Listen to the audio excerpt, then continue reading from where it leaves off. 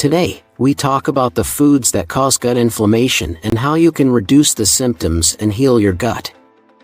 Now, the symptoms of gut inflammation go beyond the bloating, gas, stuck poop, digestive discomfort, or irregular bowel movements you may have experienced. Millions of people suffer from autoimmune diseases such as type 1 diabetes, Crohn's, ulcerative colitis, rheumatoid arthritis, psoriasis, lupus, and multiple sclerosis.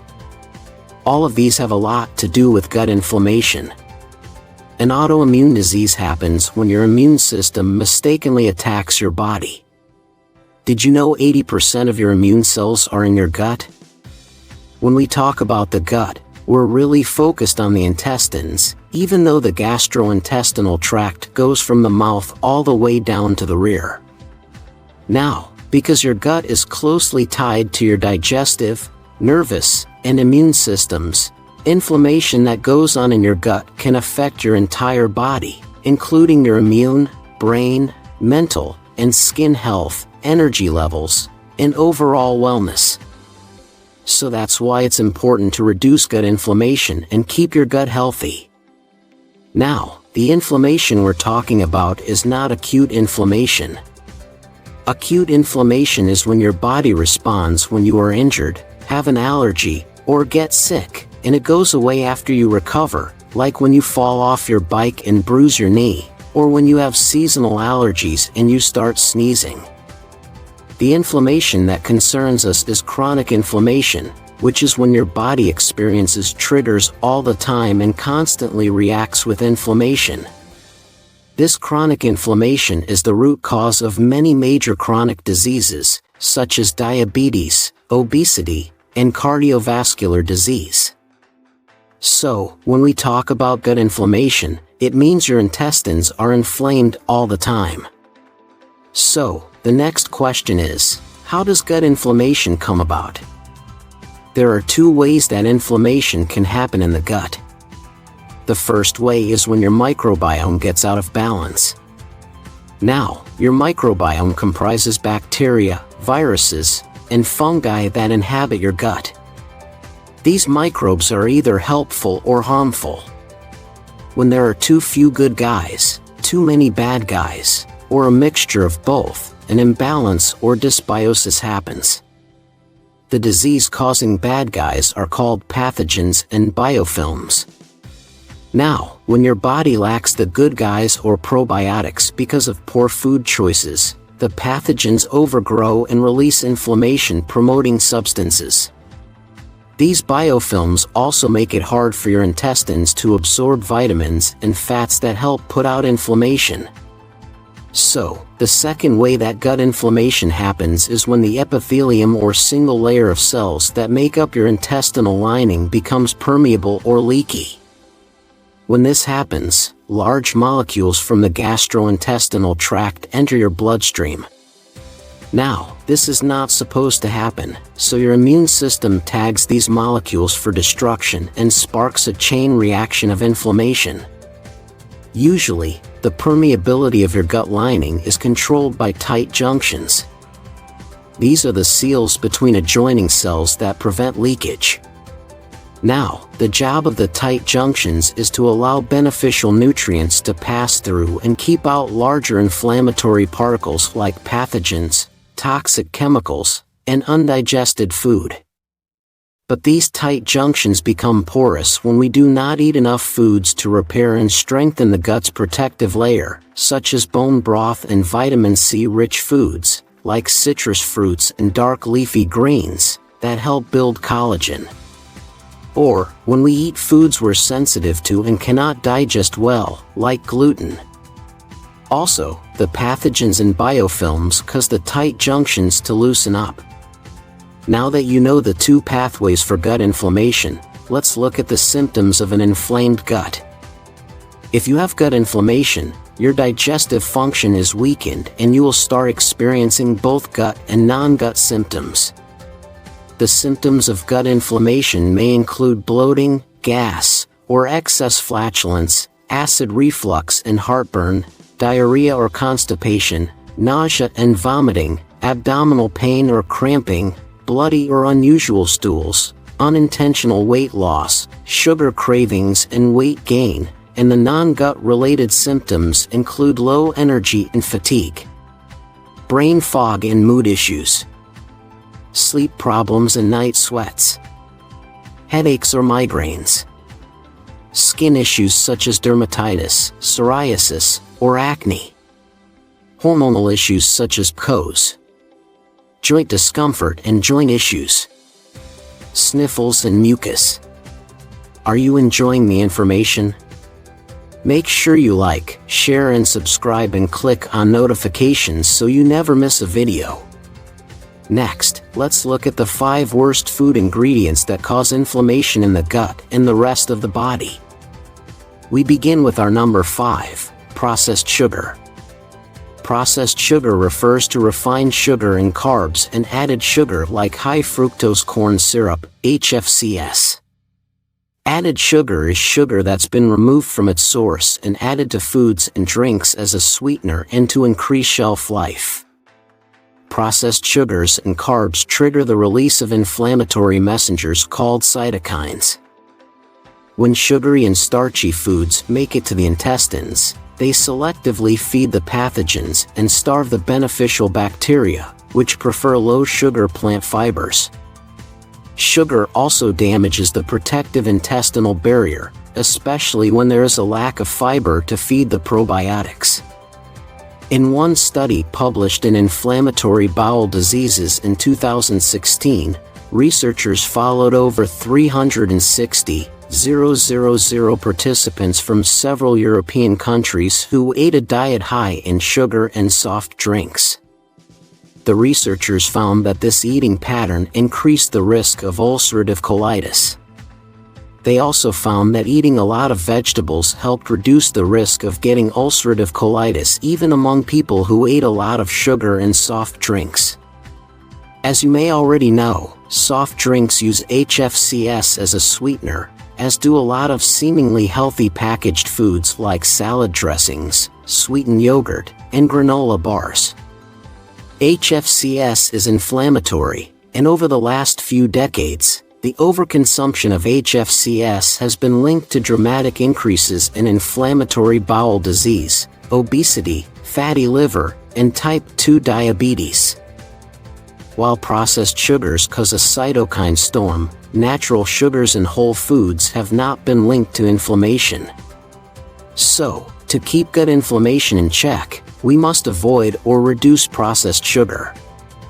This includes refined sugar like white table sugar, cane sugar, and brown sugar, foods with added sugars or fructose, including ice cream, chocolate bars, and sugar-sweetened drinks such as soda, fruit juice, and energy drinks, artificial sweeteners with names like aspartame, sucralose, saccharin, and agave syrup.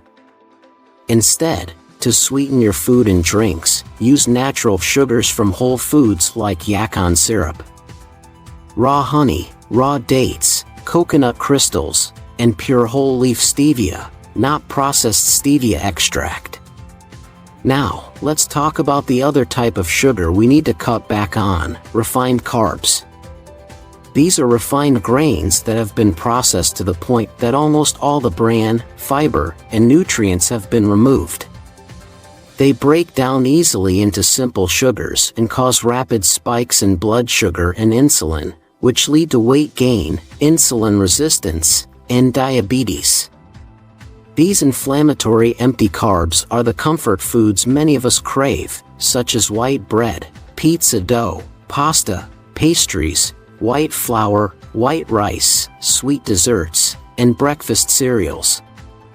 So instead of refined carbs, eat the following types of carbs to soothe inflammation in the gut: prebiotics, or natural fibers that feed the good bacteria, like dandelion greens, garlic, onions, chicory root, etc. Artichokes, bananas, whole oats, and apples. Probiotic fermented foods like sauerkraut, kimchi, and unsweetened yogurt. Gluten-free whole grains like quinoa, buckwheat, millet, and wild and brown rice. These complex carbs help your blood sugar rise more slowly. Nutrient-dense, complex carbs like fruits, and starchy vegetables like potatoes and legumes with lots of fiber. Next up, our number 4 is gluten. You may want to consider eating less wheat, even if you do not carry the gene for celiac disease, are not gluten sensitive, and do not have inflammatory bowel disease.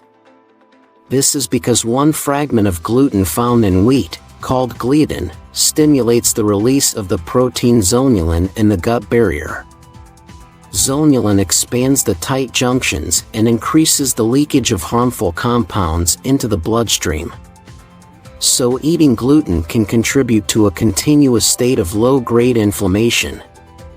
A study published in the Scandinavian Journal of Gastroenterology in 2006 found that gluten increases intestinal permeability for everyone, but especially for celiac patients. Common grains that contain gluten include wheat, rye, and barley. Next, we have number 3, ultra-processed foods. Ultra-processed foods, UPF, are laden with more than just added salt and sugar. They include artificial colors, hydrogenated fats, preservatives, and additives to increase shelf life, stability, and taste. The Brazilian researchers who came up with this term defined UPF as industrial formulations with 5 or more ingredients. Examples of UPF include flavored potato chips, hot dogs, salami, and more frozen pizzas, white bread, chicken nuggets, fried chicken, French fries, soft drinks, chocolate, candy, ice cream, whipped toppings, salty snacks, baked goods, and sweetened breakfast cereals. These highly modified foods disrupt the gut microbiome and weaken the gut barrier. According to a study published in the BMJ, UPF makes up 58% of the calories eaten in the US and contributes almost 90% of the energy from added sugars. Studies show that eating larger amounts of UPF significantly increases the risks of inflammatory bowel disease. Also, processed meats have been associated with a higher risk of colon cancer because they fuel gut inflammation. Avoid UPF and eat anti-inflammatory whole foods, including antibacterial foods like garlic and ginger, to promote good gut bacteria. The next 2 ingredients are commonly found in UPF. At number 2, we have vegetable oils. Vegetable oils are also known as refined seed oils, which is a more accurate name for these industrial oils. They are widely used for cooking in restaurants and for extending the shelf life of packaged foods. So these processed oils include canola, corn, cottonseed, soybean, sunflower, safflower, grapeseed, and rice bran. Now, they're really bad for your gut and clog up your arteries. This is because they contain high levels of polyunsaturated omega-6 fatty acids, which are easily oxidized by heat and light and form unnatural molecules. These molecules irritate your gut lining and cause inflammation that leads to a leaky gut. The problem is, most people ingest far more omega-6 than anti-inflammatory omega-3. To lower gut inflammation, replace vegetable oils with healthy fats like avocado oil, macadamia oil, coconut oil, grass-fed butter, and extra virgin olive oil. And at number 1, we have trans fats. Artificial trans fats are another type of vegetable oil. They are often listed as partially hydrogenated oils on food labels. These are formed by adding hydrogen to vegetable oil, so the oil becomes solid at room temperature. Even though the FDA banned artificial trans fats in the US in 2018, they can still be found in some foods. These are vegetable shortening, which is used for making soft and flaky cakes and pastries, microwave popcorn, margarine, fried fast foods, and non-dairy coffee creamers. you'll want to stay far away from these heart disease-causing vegetable oils. So, these are the top 5 worst foods that cause gut inflammation you'll want to avoid. Other factors that increase harmful gut bacteria and inflammation include food sensitivities like dairy, corn, soy, and nightshades, chronic stress and poor sleep, problems with bile flow, low stomach acid levels, gut infection, and small intestinal bacterial overgrowth. Medications like non-steroidal anti-inflammatory drugs. Drinking too much alcohol. Finally, if you're looking for vitamins to heal a leaky gut, the best ones are zinc carnosine, L-glutamine, ginger, and aloe vera. I hope you enjoyed this video. Thanks for watching.